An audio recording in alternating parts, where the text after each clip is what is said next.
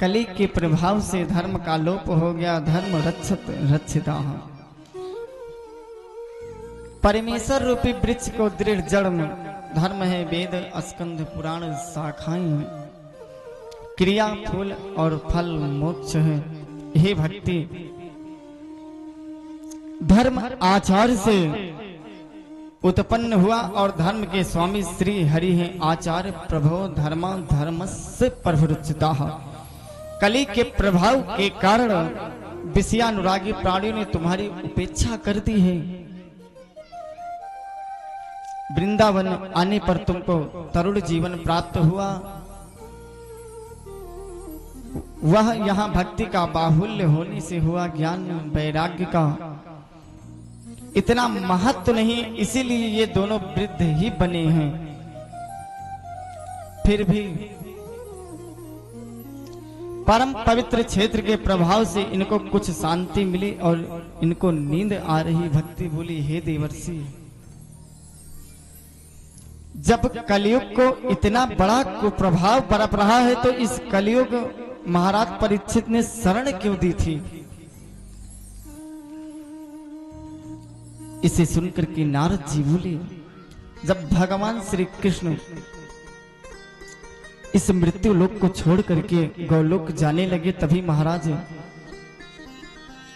परीक्षित के दिग्विजय के समय कली शरणागत हुआ और शरण में आए हुए को जो त्यागते हैं उसके संबंध में मानसकार लिखते हैं। शरणागत कहूँ जे तजहि निज अनहिते अनुमान, ते नर पावर पापमय तिनहि बिलोकत हानि। हे भक्ति, वैसे पापों का घर भी इस कलयुग में एक अद्भुत गुण यह है कि मनुष्य इसमें भगवान के नाम स्मरण से ही संसार सागर से पार हो जाता है। कि कलयुग केवल नाम आधारा, सुमरी सुमरी नर उतरहि पार। इस प्रकार जब फल को प्राणी अन्य युगों में तपस्या योगी समाधि आदि से भी प्राप्त नहीं कर पाते, वही फल कलयुग में भगवान के नाम संकीर्तन से प्राप्त कर लेते हैं। यत् फलम नास्ति तपसान ना योगेन समाधिनः, तत्फलं लभते साम्यक् कलोके सर्वकीर्तिना। हे भक्ति, कलयुग के इन गुणों के कारण ही महाराज राजा परीक्षित ने कली को अपने राज्य में शरण दी थी। भक्ति बोली, हे मुनिवर, आपके वचनों से मुझे बड़ी शांति मिली। आपके ही वचनों से ध्रुव और प्रहलाद ने साक्षात ईश्वर के दर्शन प्राप्त किए थे। ऐसे कल्याणकारी देवर्षि के चरणों में प्रणाम करती हूँ। अब आप कृपा करके थोड़ी देर और बैठो। नारद जी से भक्ति बोली कि आप थोड़ी देर और बैठो। तुम तसल्ली न दो, सिर्फ बैठे रहो, रंग महफिल का सारा बदल जाएगा। तसल्ली न दो, सिर्फ बैठे रहो, रंग महफिल का सारा बदल जाएगा। तुम तसल्ली न दो, सिर्फ बैठे रहो, रंग महफिल का सारा बदल जाएगा। तुम तसल्ली न दो, सिर्फ बैठे रहो, रंग महफिल का सारा बदल जाएगा।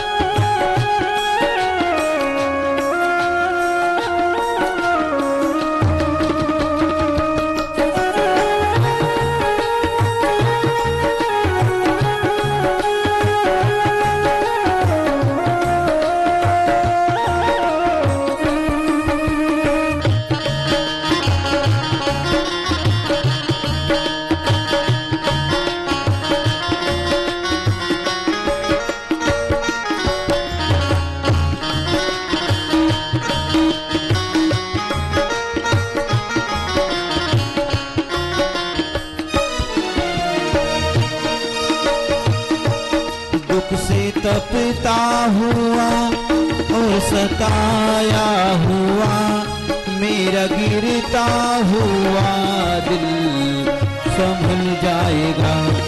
दुख से तपता हुआ और सताया हुआ, मेरा गिरता हुआ दिल संभल जाएगा। तुम तसल्ली न दो, सिर्फ बैठे रहो, तुम तसल्ली न दो, सिर्फ बैठे रहो, रंग महफिल का सारा बदल जाएगा।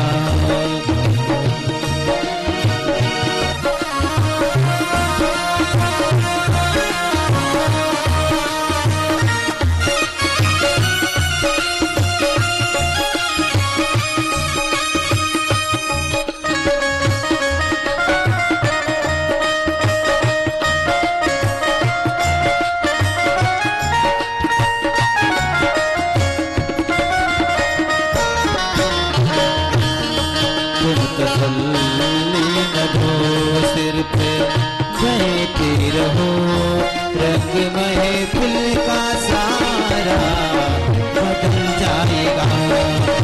तसल्ली न दो, सिर्फ बैठे रहो, रंग महफिल का सारा बदल जाएगा।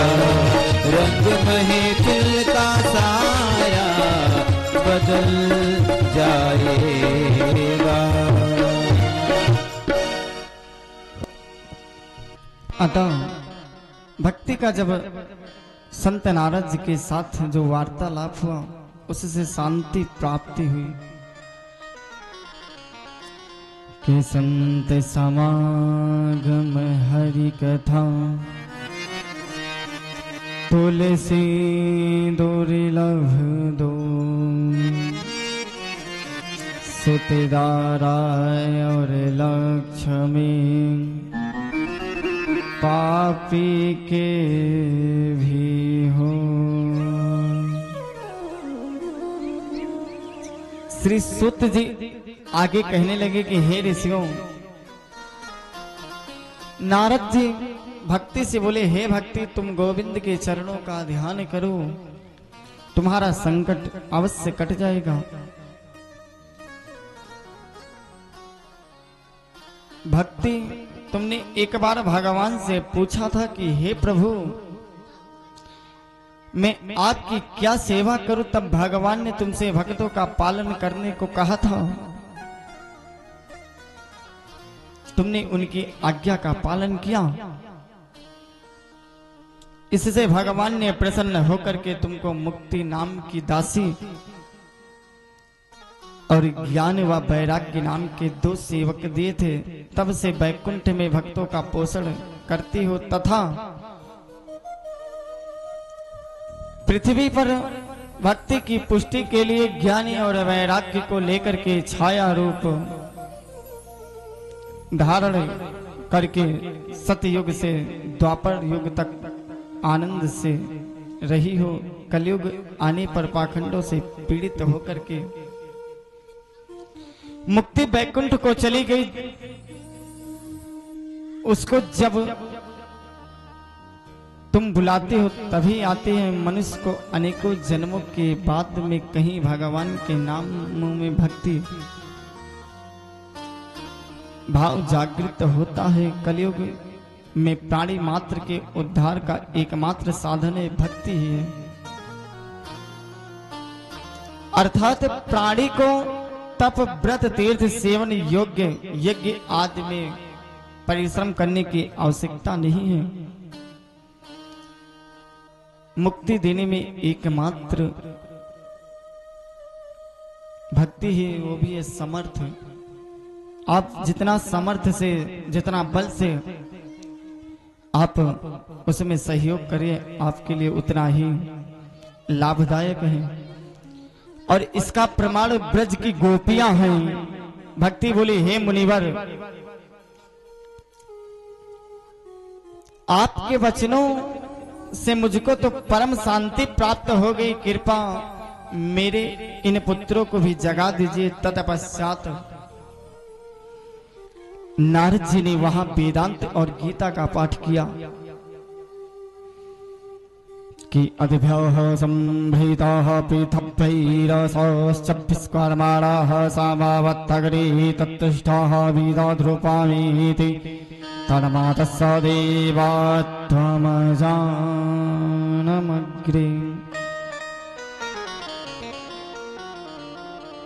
जिससे उनमें कुछ समय को चेतना सी जगी और जैसे ही उनके कान में मंत्र भोगा गया, उठ करके क्षण भर को बैठे, परंतु पुनः चारों ओर देख करके शयन करने लगे, सोने लगे। नारद जी को बड़ी ग्लानि हुई और चिंतातुर होकर के नारायण का स्मरण करने लगे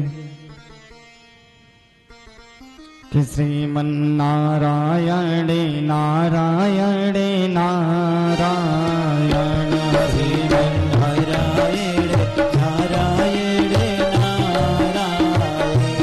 श्रीमन्नारायणे नारायणे नारायण, श्रीमन्नारायण नारायण नारायण।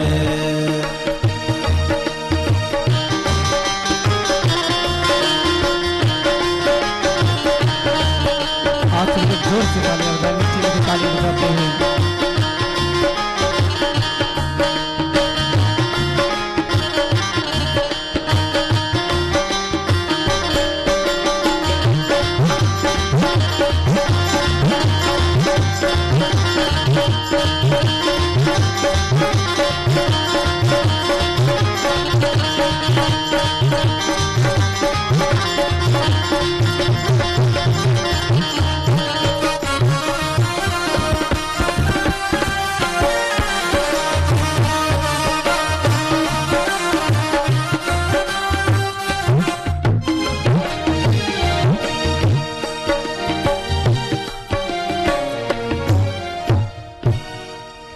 तभी वहां आकाशवाणी हुई कि व्योमवाणी तदेव भून्मा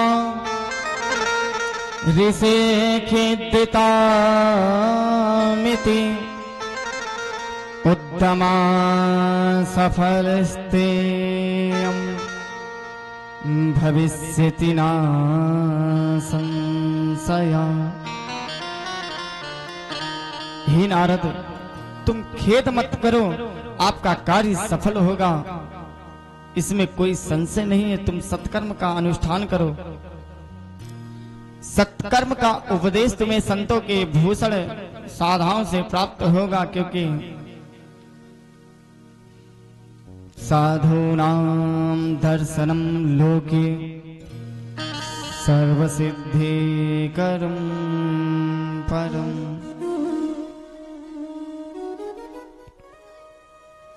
कि संतन के संगे लागिरे ओ तेरी बिगड़ी बनेगी। संतन के संग लागिरे आप लोग सभी लोग ताली तेरी बिगड़ी बनेगी। संतन के संग लागिरे तेरी अच्छी बनेगी। संतन के संग लागिरे तेरी अच्छी बनेगी।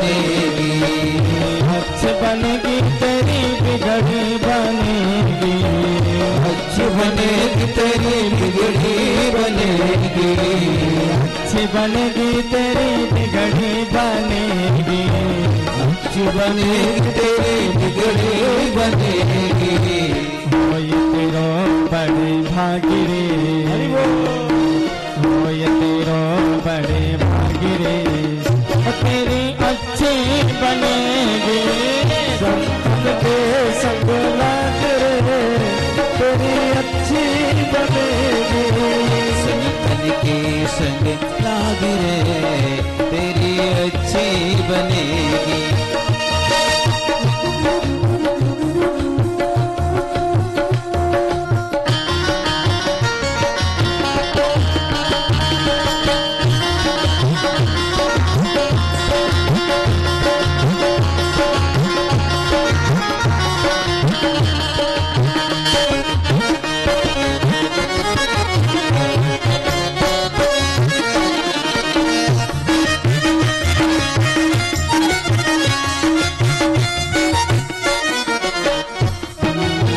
संतन संग करी नेक कमाई, संतन संग करे नेक कमाई, संतन संग करी नेक कमाई, संतन संग करे नेक कमाई। हरि सुमिरन में लागी रे, हरि सुमिरन में लागी रे, तेरी अच्छी बनेगी। संतन के संग लाग रे तेरी अच्छी बनेगी, संतन के संग लाग रे तेरी अच्छी बनेगी।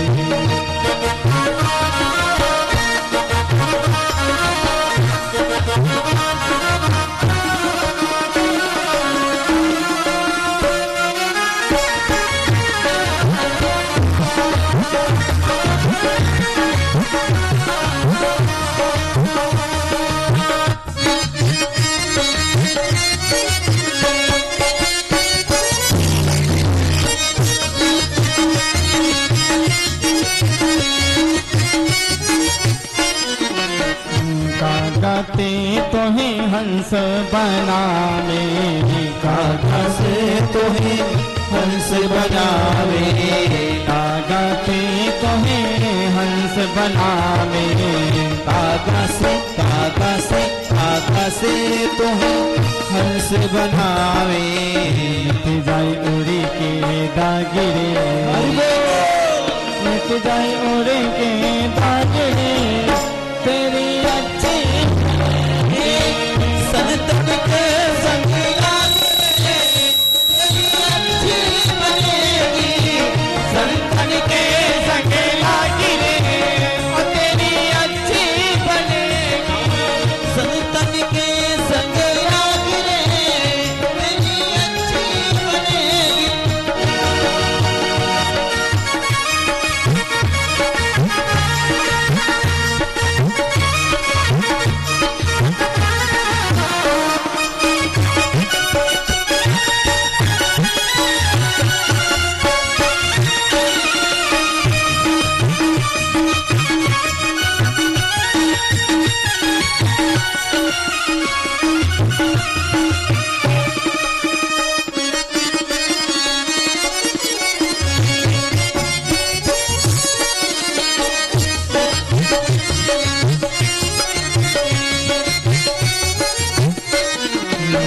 संतन के संग लागिरे तेरी अच्छी बनेगी, संत के संग लाग रे तेरी अच्छी बनेगी, संत के संग लागिरे तेरी अच्छी बनेगी, संत के संग लाग रे तेरी अच्छी बनेगी, तेरी अच्छी बनेगी, तेरी अच्छी बनेगी, तेरी अच्छी बनेगी।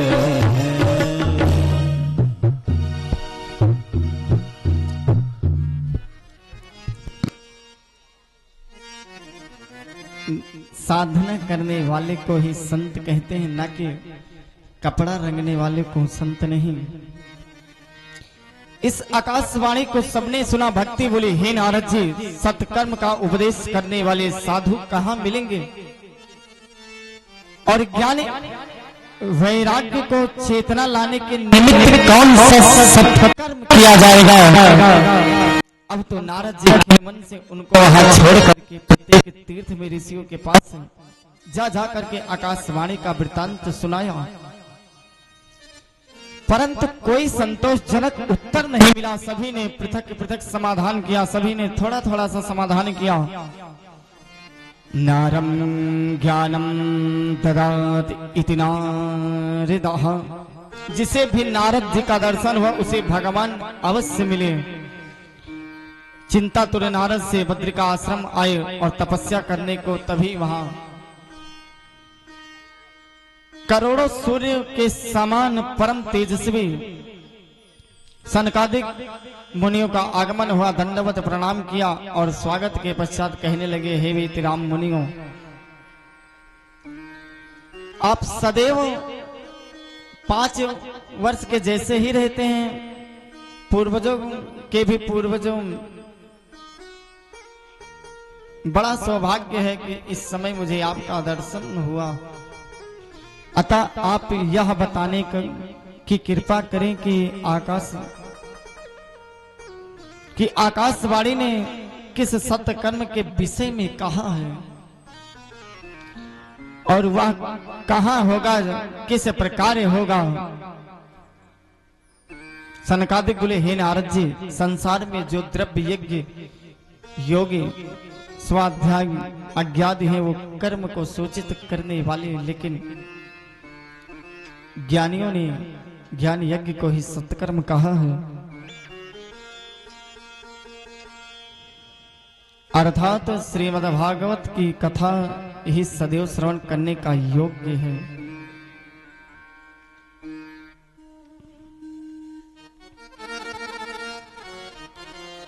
इस संबंध में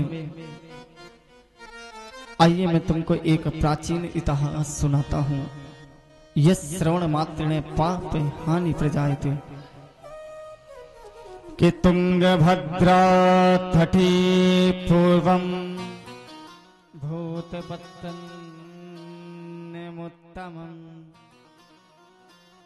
यत्र वर्णा स्वधर्मेण सत्सत्कर्म तत्पराः। तुंगभद्रा नदी के किनारे एक कुंदनपुर था, जहां चारों वर्णों के लोग अपने अपने धर्म के अनुसार सत्कर्म में रहते थे। उसी उत्तम नगर में वेद शास्त्रों के ज्ञाता और दूसरे सूर्य की तरह तेजस्वी एक आत्मदेव नाम का ब्राह्मण रहते थे। और तुंगभद्रा तटी कर्नाटक राज्य में पश्चिमी पठार से निकल करके तुंगभद्रा जलाशय झील में होकर के आंध्र प्रदेश में श्री कृष्णा नदी में मिल जाती है। इसी पर नागार्जुन सागर है। आगे जाकर के यह मछलीपट्टनम बंगाल की खाड़ी में गिर जाती है। आत्मदेव ब्राह्मण बहुत भिक्षुक थे, बहुत धनवान थे। उनकी पत्नी सुंदर और ऊंचे कुल के उत्पन्न धुंधली नाम की पत्नी थी। और वो धुंधली नाम की पुत्री अपनी ही बात कर को अपने ऊपर में हरदम रखती थी।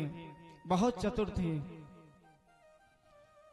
और बात बात पर ही वो लड़ाई करती थी। इस दुनिया भर के बनाने वाले कोरे बकवास करने वाली, गृह कार्य में चतुर कृपण और सदा झगड़ा करने वाली थी।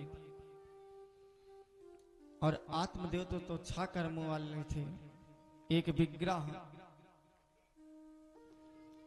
और एक पढ़ना और पढ़ाना, यज्ञ करना, यज्ञ करवाना और दान लेना और दान देना।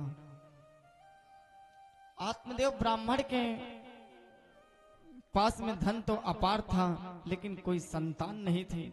इसी से पंडित जी दुखी रहते थे। संतान प्राप्ति हेतु तो पंडित जी ने धर्म करना शुरू कर दिया। अन्य भूमि में गाय, स्वर्ण और वस्त्रों का नित्य प्रति कंगाल गरीबों को दान देते रहे। धन की कोई गति होती है, धनम दानम भोगो नास्ति त्रिसो गतियो भवन्ति वितस्त यो ने ददाति न भुक्तंगे तस्य तृतीया गतिर्भवत।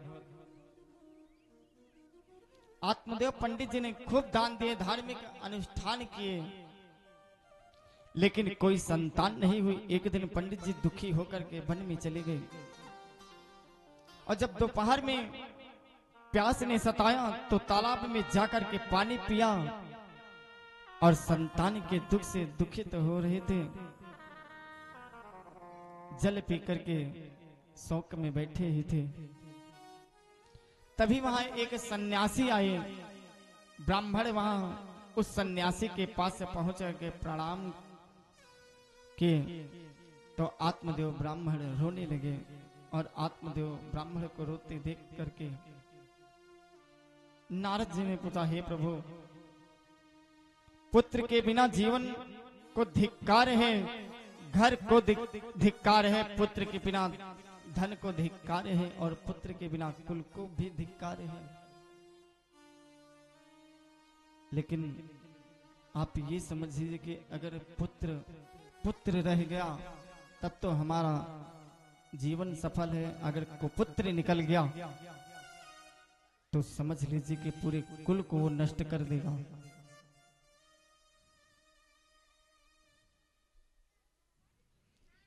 और हे मुनिवर,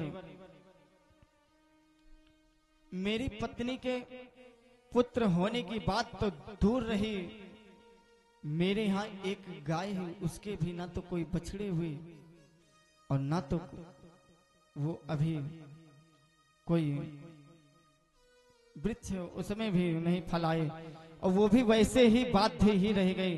ऐसा कहते कहते आत्मदेव रोने लगे। सन्यासी से कहने लगे, हे प्रभु, मैं अत्यंत दुखी होकर के अपने प्राण को त्यागने आया हूं। आत्मदेव को रोता देख करके सन्यासी बोले, पंडित जी, आप संतान के लिए इतने कष्ट से क्यों रोते हैं?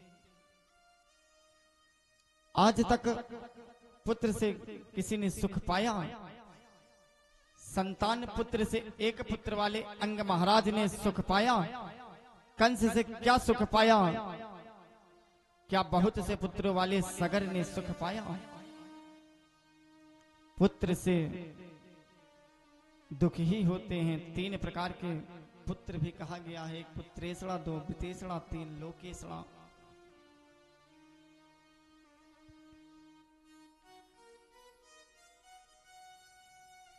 और पुत्र अगर पैदा होकर के मर जाए, पैदा भी हुआ और मौजूद है परंतु मूर्ख है, हे ब्राह्मण देव, बुरे गांव का बसना, कुलहीन की सेवा, बुरा आहार, क्रोधी स्वभाव की पत्नी, मूर्ख पुत्र और विधवा कन्या, ये 6 जीवन भर छाती को जलाते रहते हैं।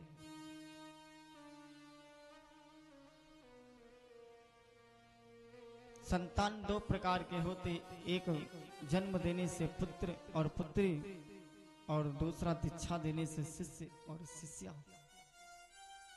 हे आत्मदेव, आपके इस जीवन में तो क्या 7 जन्मों में भी संतान नहीं होगी? आत्मदेव बोले, महात्मा जी, आप मुझे ज्ञान मत बताओ, मैंने सभी धार्मिक ग्रंथ पढ़े, ज्ञान भी है, परंतु जातीय और सामाजिक उत्पीड़न की पुत्रहीन हूं। अब सहा नहीं जा रहा और मेरी ही क्या, पुत्र ना होने की पीड़ा तो महाराज दशरथ जी को भी हुई थी कि एक बार भूपति मन माही, भय गलान मोरे सुते नाही। एक बार भूपति मन माही, भय गलान मोरे सुते नाही। एक बार भूपति मन माही, भय गलान मोरे सुते नाही। दुख सुख सब गुराही सुनायो, कही वशिष्ठ बहु विधि समुझायो। निज सुख दुख सब गुरहि सुनायो,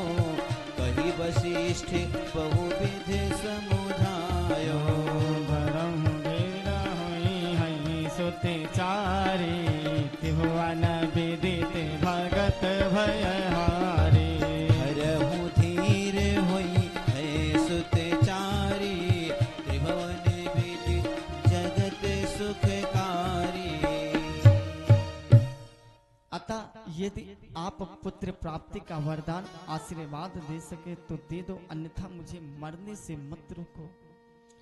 सन्यासी बोले, आत्मदेव आप इतने अधीर मत हो।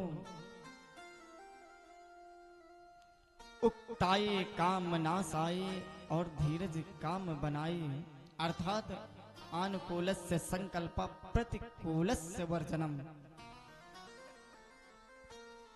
मनुष्य को वही धर्म स्वीकार करना चाहिए जिससे अंततः भगवत भक्ति होती रहे। अतः हे आत्मदेव, आप पुत्र के निमित्त इतनी प्रबल कामना मत ठानो, इससे भगवत भक्ति का हास्य होगा। आत्मदेव कहने लगे, हे मुने, मैंने पढ़ा तो सब है, लेकिन इस समय कापर्णयो दोषोपहत स्वभावा पृच्छामि ताम धर्म समूढ़चेता। गीता में अर्जुन ने भी श्री कृष्ण भगवान से कहते हैं कि यहाँ पर आत्मदेव सन्यासी महात्मा से कहते हैं कि हे महात्मन, मैं कापड़ दुर्बलता के कारण अपना कर्तव्य भूल चुका हूँ। इस अवस्था में जो श्रेष्ठकर हो आप कृपा करके मुझे बताइए। इस पर सन्यासी बोले, हे आत्मदेव,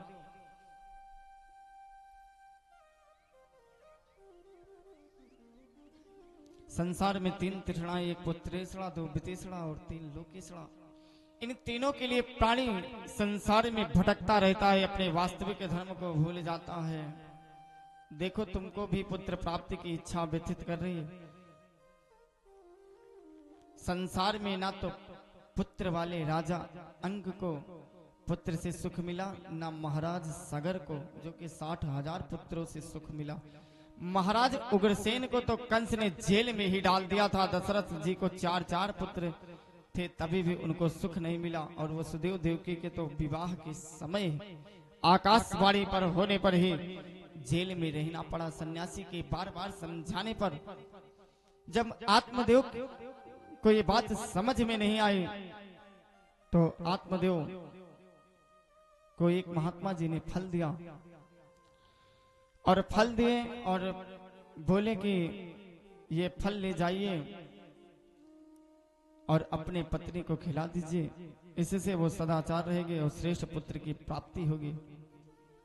सन्यासी ऐसा कहकर के चले गए। आत्मदेव ने घर जाकर पत्नी को उसके हाथों में उस फल को देख करके कहीं चला गया। धुंधली ने फल तो ले लिया, लेकिन श्रद्धा नहीं थी। और बिना श्रद्धा के यज्ञ, दान और तप जो भी कार्य किया जाता है सब नश्वर है, अर्थात वो सब असत कहलाता है। वह तो इस जन्म में और मरने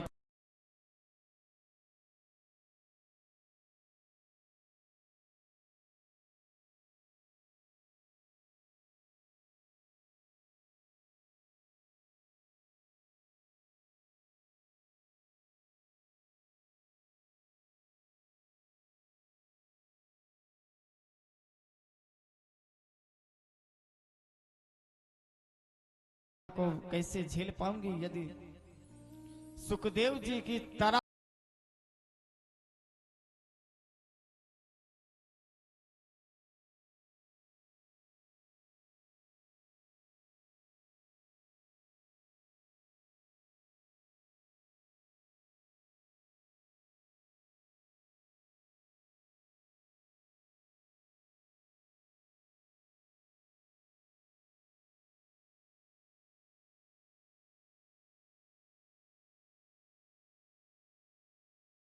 धुंधली विपरीत बातें सोचती रहती है।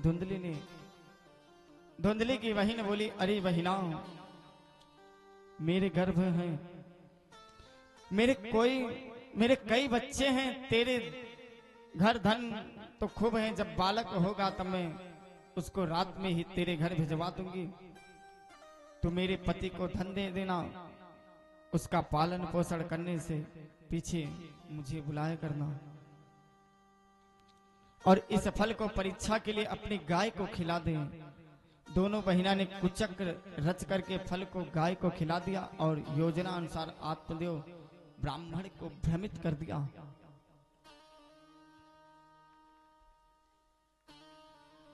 कालांतर में जब बहन के पुत्र हुआ तो उसका पति रात में उस शिष्य को धुंधली को दे दिया और बदले में बहुत साधन ले गया। सुबह होने पर धुंधली ने आत्मदेव के पास में समाचार भेजा, स्वामी मेरे पुत्र हुआ। अब तो पंडित जी बहुत खुश हुए और इतना खुश हो गए कि उनका कोई ठिकाना नहीं है। जैसे महाराज जी दशरथ कि दशरथ पुत्र जन्म सुन रहे गाना, मनहु ब्रह्मानंद समाना। दशरथ पुत्र जन्म सुनि गाना, मानो ब्रह्मानंद समाना। दशरथ पुत्र जन्म सुनि गाना, मनहु ब्रह्मानंद समाना। दशरथ पुत्र जन्म सुनि गाना, मानो ब्रह्मानंद समाना। सर्वस्व दान दीन सब काहू, जी पावा राखा नहीं काहू। हरे बस दान दीन सब काहू, जही पावा राखा नहीं काहू, जही पावा राखा नहीं काहू। आत्मदेव ने हर्षोल्लास से खूब दान दिए, खूब धर्म किया, खूब भोज दिया। सारी बस्ती में भी पंडित जी के पुत्र होने के साथ समाचार पूरे हर्ष में छा गया। लेकिन पुत्र तो दूसरे का।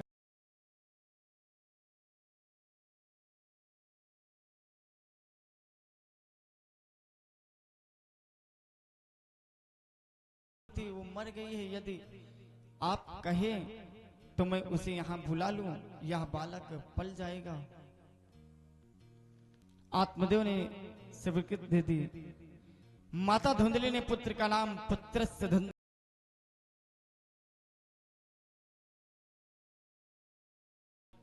गाय ने भी स्वर्ण के समान चमकते गाय जैसे कान हुए बालक को जन्म दिया। आत्मदेव की प्रसन्नता का कोई ठिकाना नहीं रहा। उसने पुत्र के यथोचित संस्कार करवा करके नामकरण किया। गौकर्ण तम सतम दृष्ट्वा गौकर्णम नाम चा करो। उस पुत्र का नाम गौकर्ण रखा। मनुष्य के 16 संस्कार होते हैं। एक गर्भाधान, पुंसवन, सीमांतोन्नयन, जात कर्म, नामकरण, निष्ठा कर्म, अन्यपासन, चूड़ा कर्म, कर्ण वेद, उपनयन, यज्ञोपवीत, वेदारंभ, समावर्तन, वानप्रस्थ, संन्यास। लेकिन 16 में शायद 2 ही 3 संस्कार ऐसे बचे हैं कि जो होता है, बाकी तो सब समाप्त हो गया है।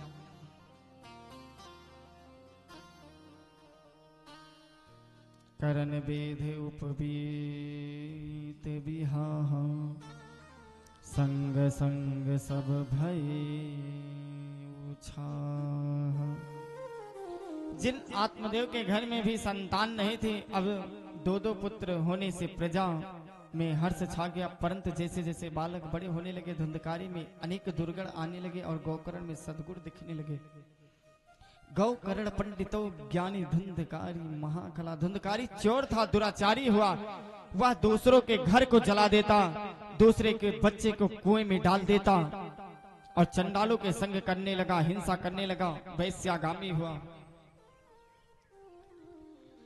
और पिता के धन को बर्बाद करने लगा। एक दिन धन न रहने पर माँ बाप को पीट करके बर्तनों को ले गया और पूरे बर्तन बेच दिया और घर का जितना भी सोना चांदी था सब धुंधकारी ने बेच दिया। धुंधकारी के आचरणों से दुखी होकर के आत्मदेव सोचने लगे, दुष्ट पुत्र होने से तो बांझ रहना ही अच्छा है। अब कृपण आत्मदेव सोचने लगे, कहां जाऊं, कहां रहूं, मेरे दुख को कौन दूर करे। इस प्रकार सोचते सोचते रोने लगे। इस प्रकार के जीने से तो मरना अच्छा है। पिताजी को मरने के लिए उद्यत देखा तो बुद्धिमान गौकर्ण ने समझाया, पिताजी संसार में जो प्राप्त होता है, स्त्री, पुत्र, परिवार, पति, बहन, भाई आदि सब प्रारब्ध से ही प्राप्त होता है। धुंधकारी भी तो आपका पुत्र है। आत्मदेव बोले, बेटा वह पुत्र नहीं, चांडाल है। चांडाल जो माँ बाप की सेवा ना करे, संत सेवा ना करे, मंदिर में पूजा अर्चना ना करे और गुरु का भजन नहीं करता, वो पुत्र नहीं, चांडाल है। आत्मदेव सोचते हैं कि संसार से तो एक दिन सबको जाना है, परंतु इस दुष्ट धुंधकारी से मुझे दुख मिल रहा है। पुत्र तो वह है जो प्रीणयेत सुचरते पितरम सपुत्र, अपने अच्छे कर्मों से पिता को प्रसन्न रखे। हे पुत्र, या धुंधकारी तो दुष्ट है, तुम मुझे इस धर्म संकट से बचाने का उपाय बताओ। मैं अब क्या उपाय बताऊं? गोकर्ण महाराज कहने लगे, पिताजी सुख दुख देने वाला कोई नहीं है। जो ऐसा समझते हैं कि दूसरा दुख दे रहा है, उसकी वृद्धि कुठित है। मैं कहता हूं, आज झूठा बहुत कम इंसानों को मिलता है। पिताजी, ना इंद्र को सुख है, ना चक्रवर्ती सम्राट को सुख है। सुख तो केवल एकांत में रहने वाले मुनियों को है। सब एक दूसरे से बड़ा बनना चाहते हैं। पिताजी, इस संसार में तो जो पैदा हुआ है, मृत्यु भी निश्चित है। जात स्याहि ध्रुवो मृत्यु ध्रुवम जन्म मृतस्य जा, और जिसके मृत्यु हुई है उसका जन्म भी निश्चित है। आप शांति धारण करिए। आशांतस्य कुता सुखम, बिना शांति के सुख नहीं होता। और पिताजी, संसार में कौन किसका पिता और कौन किसका पुत्र, कौन किसका भाई। हे पिताजी, हाण मास रुद्र की देह से ममता त्याग दो, अपने पुत्र को की ममता को त्याग दो। हे पिताजी, संपत्ति शरीर सब अनित्य है, नश्वर है, मृत्यु शाश्वत भी निश्चित है। अतः मनुष्य का धर्म संग्रह में लग जाना चाहिए। इस संसार में सब अर्थ धन का ही संबंध होता है। अतः पिताजी, आप भी जग जाइए, क्योंकि जन्म दुखम जरा दुखम जाया दुखम पुनः पुनः। गोकर्ण कहने लगे, आप जो धन की रो रहे हो, तो या लक्ष्मी चंचलता है। चाणक्य नीति के अनुसार चला लक्ष्मी चला प्राण चले जीवित मंदिरे, चला चले तू संसारे धर्म एक ही निश्चला। इस संसार में ना तो लक्ष्मी सदा रहने वाली है, ना प्राण, ना जीवन, ना घर, ना द्वार, सब चला चली के इस संसार रूपी डेरे में एक धर्म ही सदा रहने वाली है। वास्तव है, धर्म को छोड़ करके जो संसार के सुखों को भोगने में लगे रहते, उनका उद्धार कैसे होगा? पिताजी, तो आपका समय संस्कारी चकाचौंध चिकचिक के ऊपर उठने का है, क्योंकि ईश्वर का गोविंद नाम ही सार है। और पिताजी, सुख में तो सब प्रसन्न रहते हैं, लेकिन दुख में तो कोई नहीं। गोकर्ण समझाने पर आत्मदेव ब्राह्मण को सन्यासी द्वारा बताई गई सभी बातें ध्यान में आ गई। और सन्यासी भी वहां पर कहे थे कि आपको पुत्र से सुख नहीं मिलेगा, लेकिन आत्मदेव ब्राह्मण अपनी जिद करने लगे। बोले कि हम नदी में कूद करके अपनी जान दे देंगे, लेकिन बिना पुत्र लिए हम नहीं जाएंगे। आत्मदेव ने जंगल में जाकर के नित्य दशम स्कंद का पाठ करके अपने को अंत समय में गोविंद में लीन कर दिया। आत्मदेव जो अपनी आत्मा को देव बना दे, वही आत्मदेव। और संसार इति संसारा, जो सारा समय द्रव्य सुख और काम सुख में बिताए, वही धुंधकारी है। यह माँ पे पुत्र पिता पर घोड़ा बहुत नहीं तो थोड़ा थोड़ा। सूत जी कहने लगे, हे सोनकादि ऋषियों, जब आत्मदेव और भाई जब घर में ना रहे, तो धुंधकारी ने माँ को अपने अधिक सताना प्रारंभ कर दिया। पिता के स्वर्गवासी होने पर धुंधकारी धुंधली को ही अधिक पीड़ा पहुंचाने लगा। कहने लगा कि बता दे, तूने धन कहाँ पे रखा है, और अगर तू धन को नहीं बताएगी तो मैं तुझे मार डालूंगी। ऐसा वो पुत्र अपनी माता से कहने लगा। हर समय के कलह से तंग आकर के धुंधली ने एक दिन रात में कुएं के पास में गई और कुएं के पास में जाकर के अपनी जान उसी कुएं में आत्मदाह कर दिया। धुंधली ने इस निष्कपट पति से छल किया था। फल स्वयं न खा करके दूसरे पुत्र के वर्ण शंकर के अपना बता करके भ्रमित किया। उसके साथ में ऐसा व्यवहार हुआ, उसी के कर्म के अनुसार उसका फल अवश्य मिलता था और मिला भी।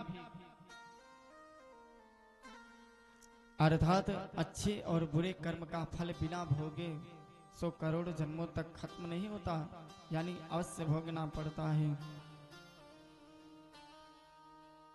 कि हो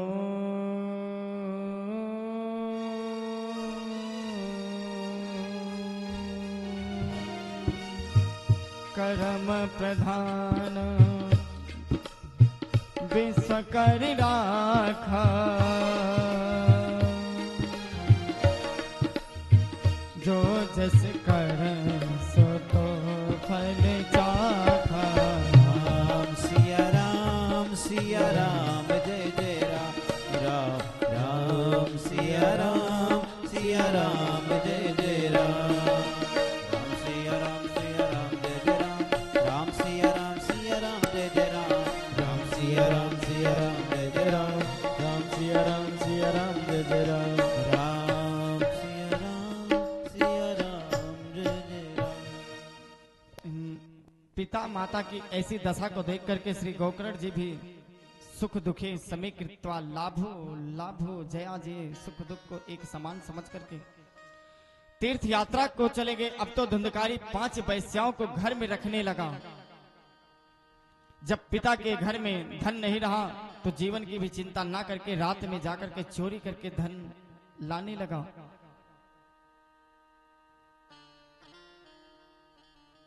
शब्द रूप रस स्पर्श और गंध, ये 5 विषय ही वैश्या हैं।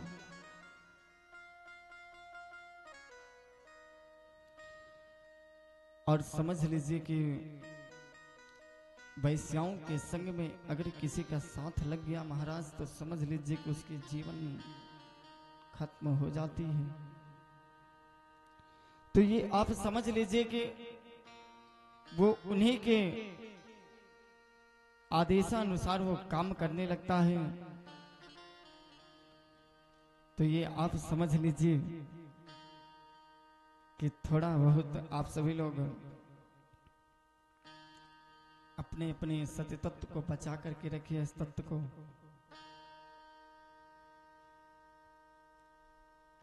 वैश्याओं ने धुंधकारी के इस कृत्य को कि यह चोरी करके धन लाता है, एक ना एक दिन अवश्य पकड़ा जाएगा और इसके पकड़े जाने पर हम भी पकड़े जाएंगे और हम भी कारावास आदि का कष्ट भुगतना पड़ेगा। अतः राजदंड के भय से भयभीत होकर के उन कुलटाओं ने रात में शराब के नशे में धुंधकारी को इतिता निश्चयम कृत्वा सुक्तम संबद्ध रसीम भी, रस्सियों में बांध दिया धुंधकारी को और मारने लगे। जब नहीं मारा तब जलती हुई अंगारों को निकाल करके धुंधकारी के मुंह में डाल दिया। और जब मुंह में डाल दिया तो धुंधकारी छटपटा करके अपने प्राण को त्याग दिया। और फिर उसके बाद में वो वैश्याओं ने एक गड्ढा खोदा उसी घर में और उसी घर के गड्ढे में ही धुंधकारी को गाड़ दिया। और जितना भी उसके पास में बचा था, जो वो चुरा करके धन लेकर के आए थे, जितना बचा था वो सब वैश्याएं लेकर के सीताराम हो गए, भाग गए। पड़ोसियों के पूछने पर कि तुम्हारा पति कहाँ गया, बताया कि परदेश में धन कमाने गया। ऐसा दुख साहस किया वैश्याओं ने।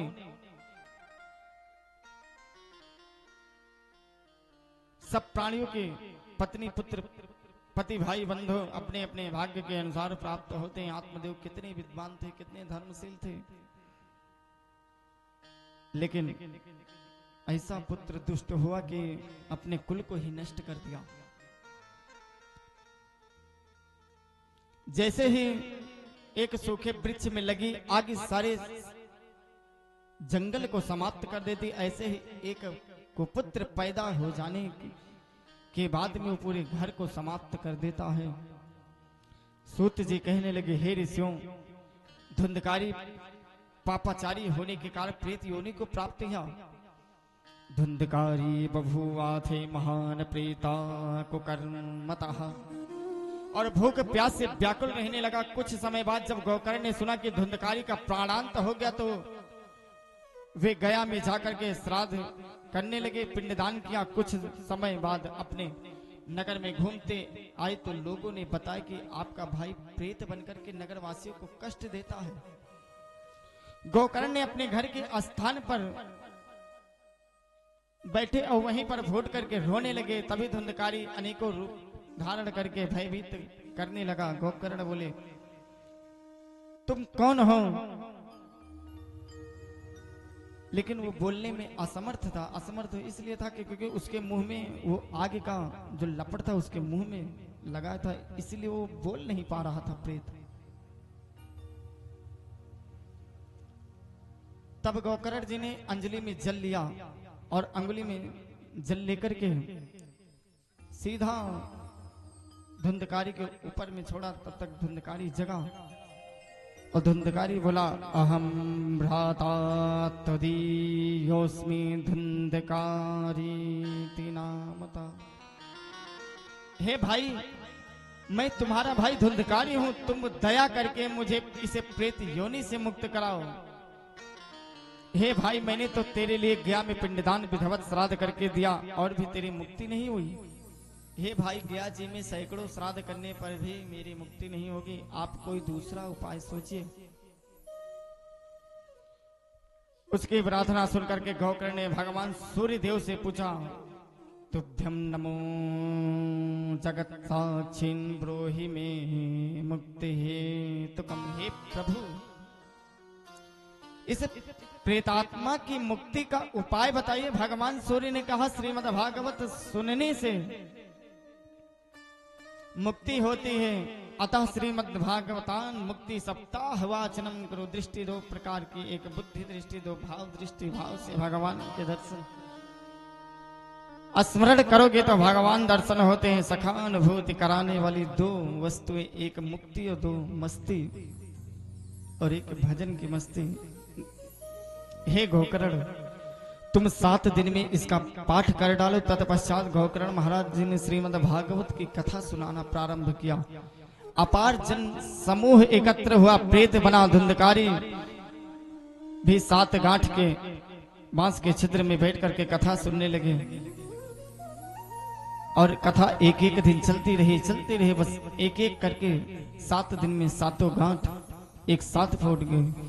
बोले गोकर्ण महाराज की जय हो। आइए